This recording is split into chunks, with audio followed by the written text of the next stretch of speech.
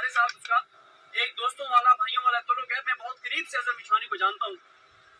اظہر مشوانی سے جو بھی آپ اسٹیٹمنٹ لے لیں, جو بھی آپ اعترافی بیان لے لیں, ٹھیک ہے, جب میں خود زیر حراست رہا ہوں مجھے اندازہ ہے کہ جب آپ زیر حراست ہوتے ہیں تو کس طرح کی صورتحال ہوتی ہے.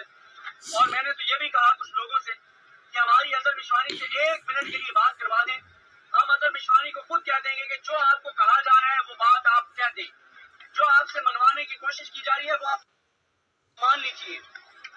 کوئی فرق نہیں پڑتا. اس طرح سے کسٹوڈیل ٹارچر کر کے, اس طرح سے لاپتہ کر کے, اس طرح سے تشدد کر کے آپ کسی سے کوئی بیان بھی لے سکتے ہیں. اس کا قانون کی عدالت میں کوئی اس کی وقت نہیں ہے.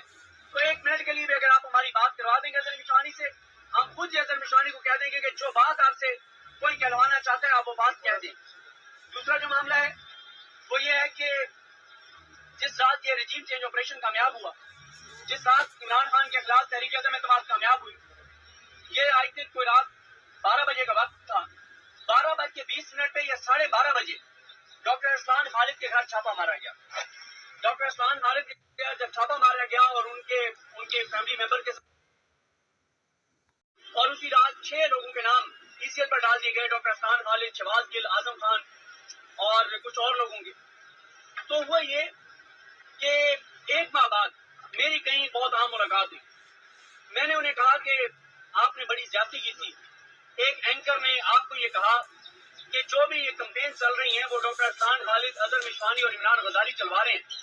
تو آپ نے بڑا ظلم کیا, آپ نے بڑی زیادتی کی اسلان کے گھر اس طرح سے بندے بھیج کر. اور میں نے کہا کہ میں نے کہا باقی تو بندہ جسے کہتے ہیں کہ اپنی بھی گارنٹی نہیں دے سکتا, لیکن میں نے اس وقت کہا وہ روزوں کے دن تھے, میں نے کہا میں روزے کے ساتھ ہوں اور آپ کو انوز بتا رہا ہوں کہ جو آپ کو یہ بتایا گیا ہے کہ یہ کمپین, ایک مخصوص کمپین جو ہے